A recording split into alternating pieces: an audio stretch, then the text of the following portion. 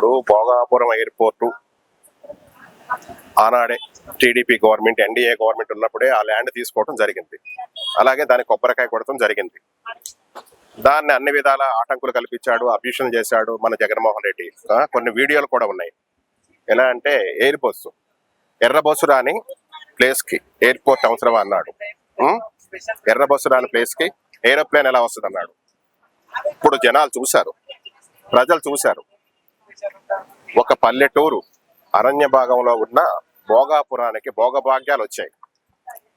Air bus వస్తుంది అన్నాడు కదా, ఏరోప్లేన్ లోనే ప్రధానమంత్రి డైరెక్ట్ గా అక్కడ దిగాడు.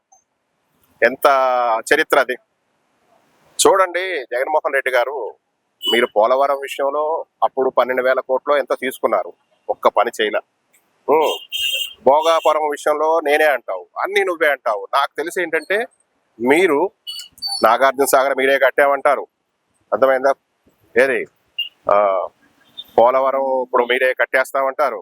ఇవన్నీ కాని పనులు. మీరేంటంటే అప్పట్లో మీకు మోడీ గవర్నమెంట్ ఫండ్స్ ఇచ్చింది, అభివృద్ధి కార్యక్రమాల కోసం ఫండ్స్ ఇస్తే నువ్వు సంక్షేమ పథకాలు వాడేశావు, మీ నాయకులు వాడేసుకున్నారు. అభివృద్ధి అంటూ మీరు ఏం చేయలే. రోడ్లు కానీ, కట్టడాలు కానీ, కంపెనీలు కానీ, నిర్మాణాలు కానీ ఎట్లాంటివి కూడా మీరు చేపట్టలేదు. ఇవాళ ప్రతి దాంట్లో మీరు ఏలెట్టేసి ఇప్పుడు ఏం చేసావు నువ్వు? అమరావతిని ఏం చేసావు? అమరావతికి ఫస్ట్ మీరు సంతకం పెట్టారు. ప్రధానమంత్రి సాక్షిగా నువ్వు అమరావతి కట్టడం కోసం నువ్వు కూడా ప్రతిపక్ష హోదాలో ఉన్న నువ్వు అంగీకరించినట్టుగా సంతకం పెట్టావు. తర్వాత 3 రాజధానులు అన్నావు. 3 రాజధానులు నెల్లూరు అన్నారు, విశాఖపట్నం అన్నారు, కర్నూలు అన్నారు. అర్థమైందా?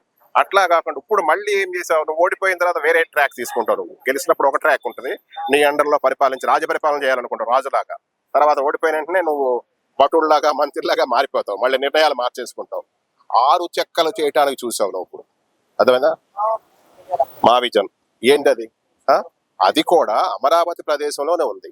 గుంటూరు, విజయవాడ, మచిలీపట్నము, అలాగే ఏలూరు, ఈ చుట్టుపక్కల ప్రాంతాలన్నీ కూడా అమరావతికి సంబంధించినవే, కొత్తగా ఏం కాదు.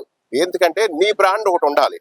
ఇప్పుడు ఎన్డీఏ కూటమి బ్రాండ్ అనేది ఉండకూడదని నీ ప్లాను. ఎప్పుడు కూడా ఏంటంటే నీ దగ్గర పనిచేసిన ఐపీఎస్, ఐఏఎస్లు కూడా చెప్పారు, నియంత పరిపాలన. నువ్వు ఒక నిర్ణయం తీసుకున్నావంటే దాని కింద బానిసలాగా అందరూ పనిచేయాలి తప్ప వేరే వాళ్ళని నువ్వు ఎప్పుడు అంగీకరించవు.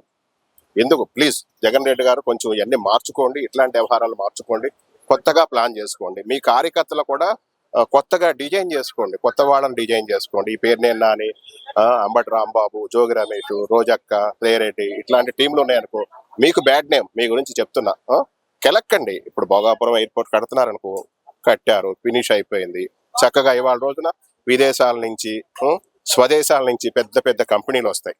ఇవాళ భోగాపురం భోగభాగ్యాలతో తులతూగుతుంది. అక్కడున్న శ్రీకాకుళం ఒక పబ్లిక్ ఇక్కడికి వచ్చేవారు. ఒకప్పుడు హైదరాబాద్ కానీ ఈ చుట్టుపక్కల ప్రాంతాల్లో బతికేవారు అక్కడి నుంచి వచ్చి. ఇవాళ మనమే భోగాపురం వెళ్ళే పరిస్థితి వస్తుంది. ఎందుకంటే కంపెనీలు వస్తాయి, సాఫ్ట్వేర్ కంపెనీలు కూడా వస్తాయి, ఫుల్ డెవలప్మెంట్ జరుగుతుంది అక్కడ. 100% జరిగి తీరుతుంది. మీరు ఈ కార్యక్రమాలు మానుకుని డెవలప్ చేసేది ప్రతి దానికి ఏదన్నా కొత్తగా నువ్వు చెయ్యి. నువ్వేదన్నా సాధించి కొత్తగా పెట్టేయి, చెడగొట్టడం మానేయండి ప్లీజ్ జగన్ రెడ్డి గారు.